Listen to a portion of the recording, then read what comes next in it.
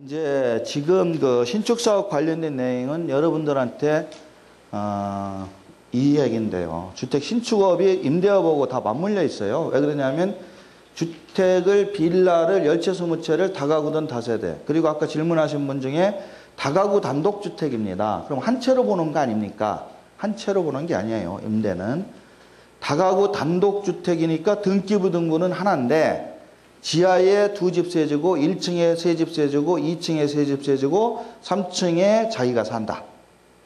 되게 이게 전형적이에요. 그러면은 자기가 사는 집 빼고 세주는 거 6, 2, 총 8개를 세주고 있어요. 그거를 호라고 그래요. 호. 그래서 세법상은 그 다가구 단독주택을 9호짜리 집이다. 그런데 1호는 자가주택이고 8호는 임대주택이다. 이렇게 얘기를 해. 그러니까 주택수 계산할 때는 다 수로 들어가요. 그래서 그런 경우도 임대사업자 등록을 하면 다 되는 거고요.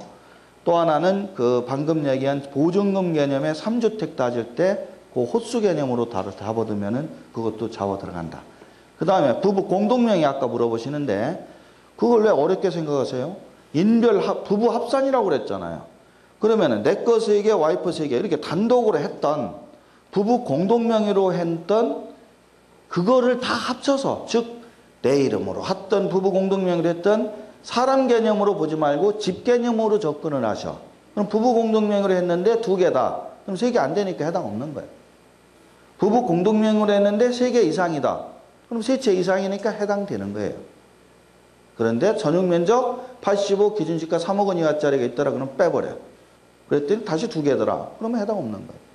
이게 부부 공동명의든 개인별로 했던 부부 이름으로 된 거는 일단 다 끄집어서 3채 이상이냐 아니냐 이렇게 판단하면 되는 거. 물어보신 분들이. 그 다음에 또 아까 뭐 물어보셨더라. 그리고 면적은 전용 면적이에요. 149라는 것이.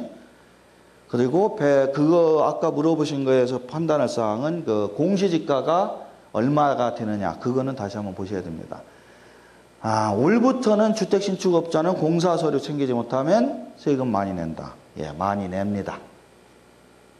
엄청 많이 냅니다. 이미 못 챙겼다. 그러면 세금으로 떼워야 됩니다. 그럼 지금 짓고 있다. 그럼 지금부터 챙겨야 됩니다. 그런데 그 세금을 엄청나게 많이 내야 되는데 이 주택 신축업자가 그 세금을 집을 다 지어서 바로 팔 때 신축 판매 사업이라고 그래요. 근데 그렇게 해서 내가 원가 계산을 했더니 분양이 내가 40억이야. 그런데 토지 구입한 게 뭐 한 20억대. 공사 원가가 한 15억대. 그래서 한 5억 남는데 요것 띄고 저것 띄고 좀 뭐 대출이자 띄고 뭐 띄고 하면은 나한테 한 3억 남는 거야. 그렇게 계산하고 시작을 했는데 세금을 원래 1억 정도면 되는 걸로 다 계산 뽑았는데 막상 이렇게 법이 바뀌어서 3억을 내야 된다. 남는 거는커녕 손해더라. 이런 논리가 지금 생겨버렸어요. 그러면 지금 현재 상태에서 답이 없느냐? 없다. 없어요. 왜? 추계 계산을 못하게 했으니까. 단순 경비율로. 예전에 계산한 건 단순 경비율이라고 해가지고 공사 매출액이 40억이다. 그럼 그거에 90%를 그냥 무조건 빼준 거예요. 그 단순 경비 시스템에. 신축 판매하시는 빌라업자분들. 물론 최초 사업자라는 전제는 붙지만. 그러니 얼마나 심플해. 그러니까 계산이 딱딱 떨어지고 나중에 그렇게 세금도 내고 비용 처리하면 자기가 한번 현장에서 하고 나면은 5억이든 얼마든 딱 남으니까 또 다른 현장 또 하고 이렇게 했는데 그 세금이 3배, 4배 뛰니까 답이 없다. 그러면 여유가 된다면 이런 방식을 써보라는 얘기입니다. 그거를 임대사업으로 전환을 합니다. 임대사업으로 전환을 하면 신축 판매업자의 세금은 방금 얘기한 공사원가를 서류에 의해서 증명을 해야 되는데 임대사업으로 전환을 해서 2년이나 3년 정도 세를 주다 팔면 양도소득세로 바뀌어버려요.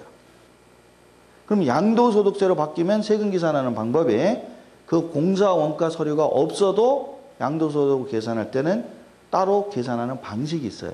그 방식을 쓰면 세금이 줍니다. 결론이. 줄어들어요. 물론 신축 판매 하시는 분들의 얘기를 들어보면 참 어려운 얘기입니다.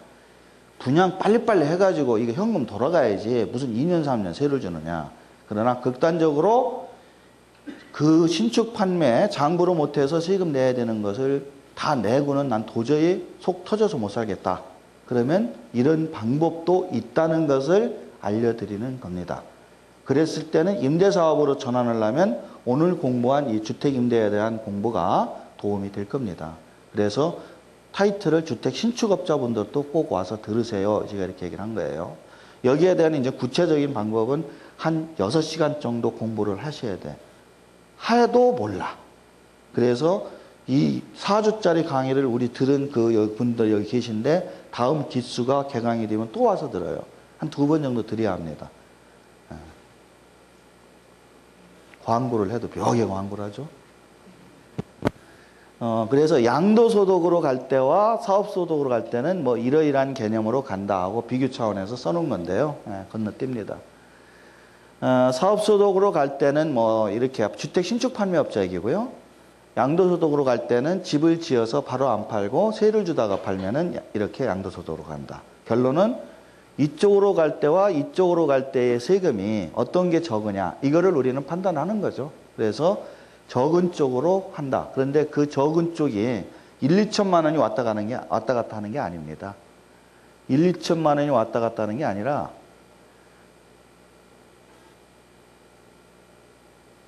여러분들 지금 보이는 이런 방식이 그렇게 혼란스럽지는 않죠? 눈에 이렇게 뭐 화면이 이렇게 바뀌기라는 게 새로운 방식으로 한번 해드리는 건데 어떠세요? 보실 때 괜찮죠? 예. 요거는 지금 얘기한 내용이 뭐야? 좀 구체적인 내용인데 강의할 내용은 아니라 그냥 넘기는 겁니다. 요게 그 얘기예요. 주택을 지었어요. 그런데 지금 계산 방법이 틀려졌기 때문에 신축 판매를 하게 되면 세금을 많이 내야 돼. 그래서 또 뭐 20개를 졌는데 10개는 그렇게 팔았어요. 그래서 어쩔 수 없이 그렇게 냈어. 근데 10개 또 그렇게 팔아서 내려니까 너무 속이 터져. 그래서 그걸 임대업으로 전환을 해. 그래서 임대업으로 이렇게 전환을 하면 나중에 세금을 어떻게 내느냐. 또 그거를 세무서는 나중에 어떻게 볼 거냐. 또 임대업으로 전환했다면 몇 년 임대를 하다 팔아야 양도세로 세금을 줄일 거냐. 그런 거에 대한 예시 규정들을 적어놓은 거예요. 강의 끝나고 오늘은 모르겠는데 월요일 정도에 저희 카페에 들어가시면 이 자료가 다 있으니까 이런 쪽에 또 관심 있는 분은 출력해서 보시면 됩니다. 이런 얘기를 또 많이 하죠.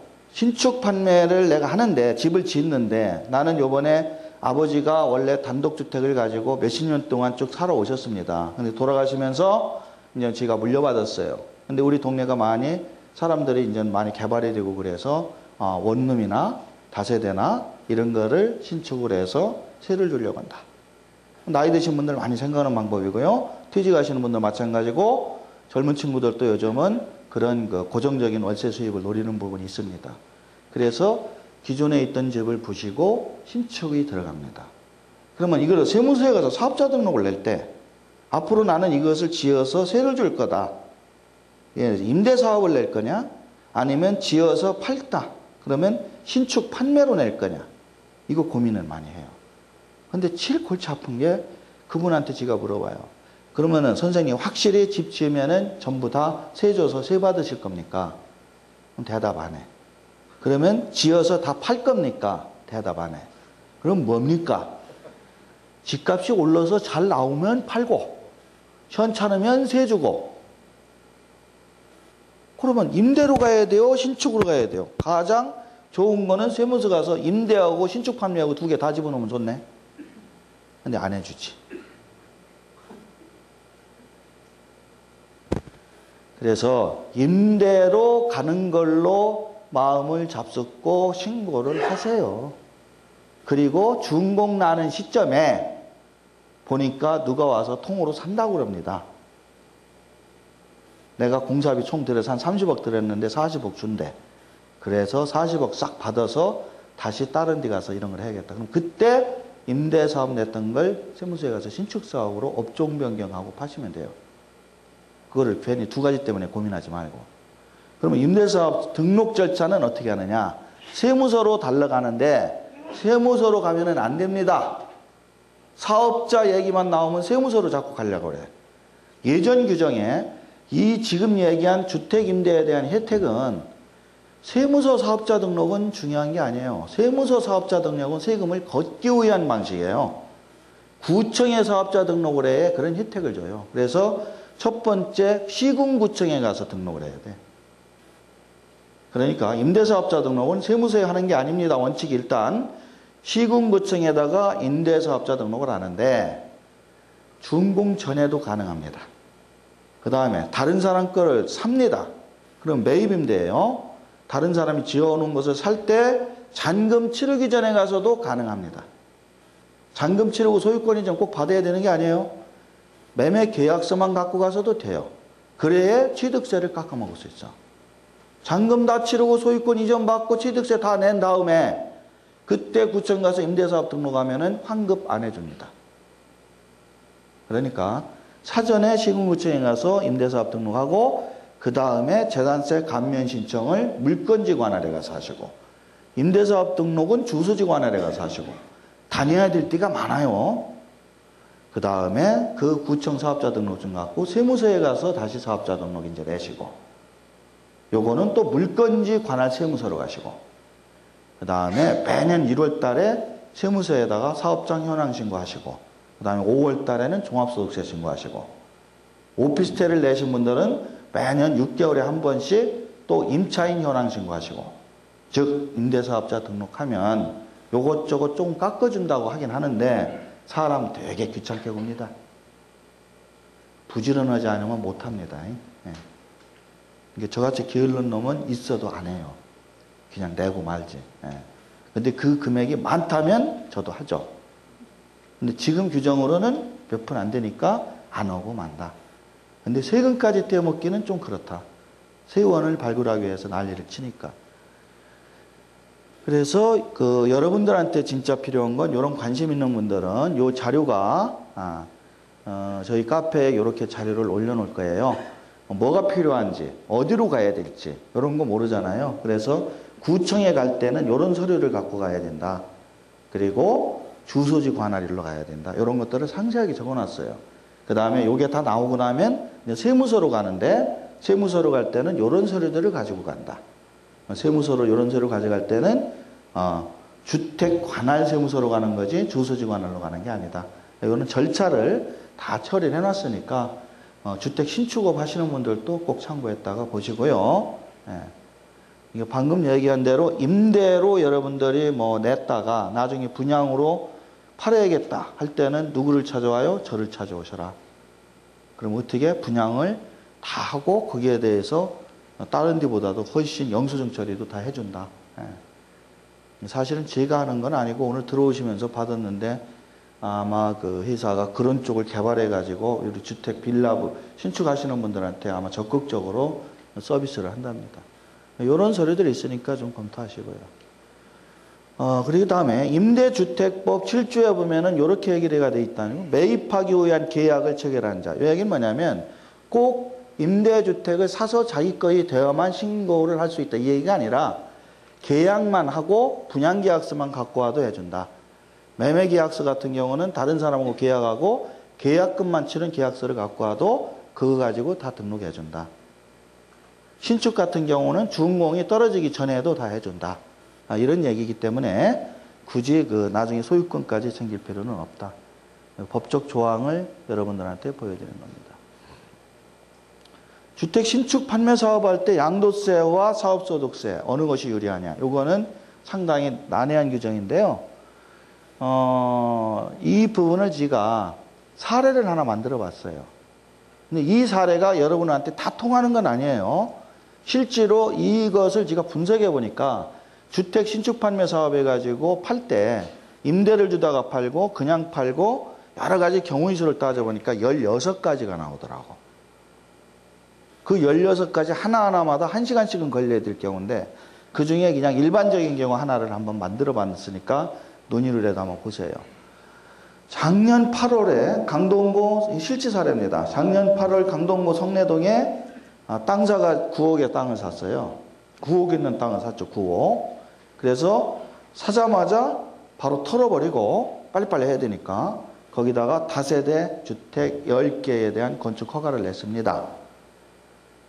연면적, 건폐율, 용적률. 그런 식으로 10주택, 10주택 해가지고 바로 변세사업자 등록을 세무서에 가서 냈습니다. 강동구에 있는 물건이니까 물건지 관할세무서인 강동세무서에 가서 사업자 등록을 냈어요. 주택 신축 판매업자로.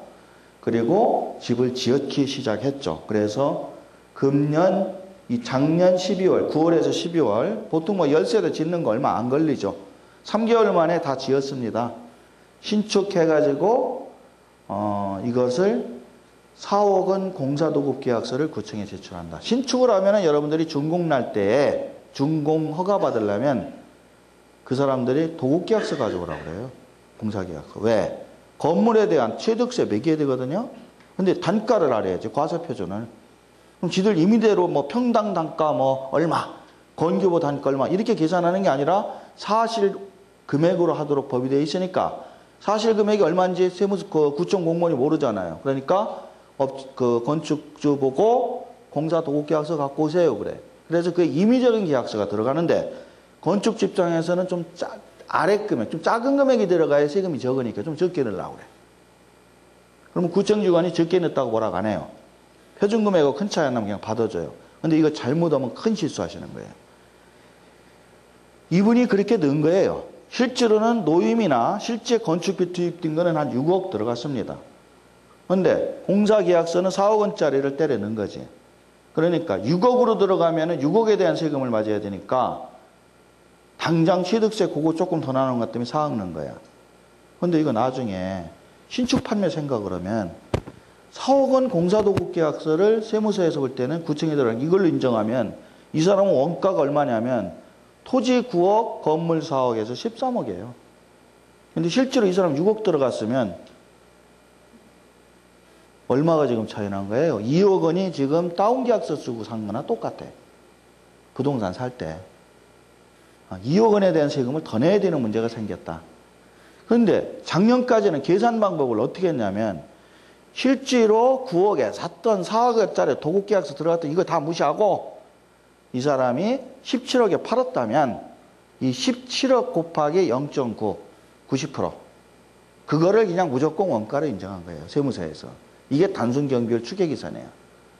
그러니까 웬만하면 자기가 실제 투입된 공사비보다도 더 많이 인정을 받았기 때문에 불평불만이 없다.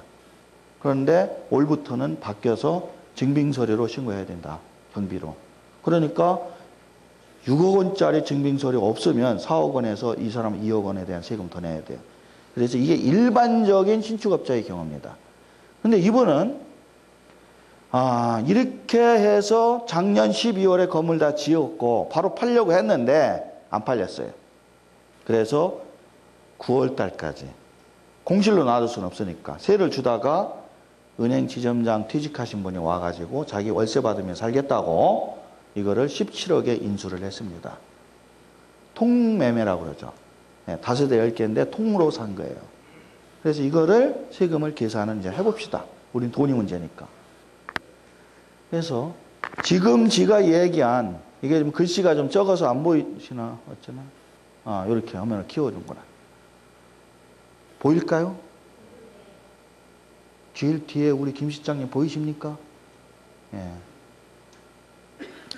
자, 사업소득으로 우리가 계산을 단순하게 방금 얘기한 신축 판매 사업으로 하면은요, 17억, 작년처럼 단순 경비율 90% 인정하면 도급계약서 얼마가 들어갔던 영수증이 얼마가 됐든 이거 오픈 안 하고 15억을 인정해줘요. 그래서 빼면은 2억 남는 거거든. 2억에다가 세율 곱하면은 5,500만 원이야. 5,500에 주민세 550만 원 합쳐서 내면 6천만 원이면 돼요. 세금도 바로 안 내. 언제 내? 내년 5월에 내. 그러니까 이런 식으로 다들 신축 판매 사업을 하고 분양할 때도 하니까 지금까지는 분양 나갈 때 굳이 영수증 안 받아도 된 거야. 중개업자가 하나 팔고 500만 원 받아갔어요. 그거 영수증 안 챙겨도 이렇게 계산을 해줬다고. 근데 올부터 어떻게 됐다? 이제 그거 안 받으면 머리 아프게 된다. 그래서 두 번째 방식은 올 기준으로 가는 겁니다. 계산을 이제 이게 안 된다니까 올해부터. 6천만 원이면 해결되는 걸로 계산했는데 17억인데 지금 총 원가를 토지 금액하고 4억짜리 지금 대포면허 이거 들어간 거하고 이 대포면허도 문제가 돼요. 도급계약서 이거 4억짜리. 이게 거짓말 계약서이기 때문에 요거 조사하면은 요거 종건업자 도장 찍은 그 업체도 박살 납니다. 그 민폐는 따로 치고 자기급만 계산해도 2억이 아니라 4억 남은 걸로 되죠. 그럼 4억에 대해 계산하면 세금이 2억 원이 돼요. 35%. 그래서 이와 같이 2억 정도가 세금이 또 나오더라. 그러니까 이게 세금이 엄청나게 점프합니다. 그러니까 이렇게 못 내겠다. 그러면 임대주다 파는 걸로 해서 양도소득세로 갑니다. 그럼 양도소득세 계산 방식이 두 가지가 있어요. 건물 쌍방실가라고 해서 건물에 투입된 원가를 인정받는 방법이 있고 건물에 들어간 영수증이 나는 없다. 그래가지고 슬쩍 넘어가는 방법이 있어요. 그러니까 방금 얘기한 이 경우로 간 거는 기타 부대 비용이 있으면 분양 경비라든지 이런 게 있으면 그걸 다 공제받아서 세금을 줄이는데 여러분들이 관행상 그게 없기 때문에 세금을 많이 내는 거고 임대주다가 양도소득으로 갈 때 건물 원가 7억을 인정받는다면 이거는 공사서류 다 있어야지. 받는다면 2억이에요. 그런데 아니 안 받는 이 건물 원가 7억을 인정받는 게 아니라 4억으로 도급계약서 들어간 그 4억으로 양도세 계산한다면 이것도 2억이야.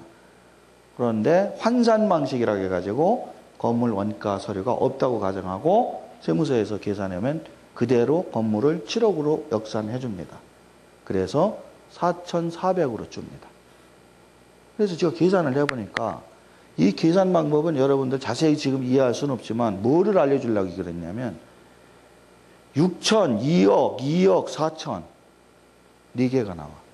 상당히 차이가 많이 나요. 여러분들 당연히 2억 원으로 내시려고 그러겠죠. 여기 계신 분은 다 2억 원 내실 거예요. 나는 4천짜리 낼 거예요. 1억 6천이 왔다 갔다 하는데 이걸 지금 어떻게 할 거냐. 머리를 잘 쓰셔야 된다니까. 주택 임대로 갈 거냐. 그냥 분양으로 갈 거냐. 이자로 물더라도. 그건 알아서 고민하시고요. 그런 논리입니다. 이게 숫자를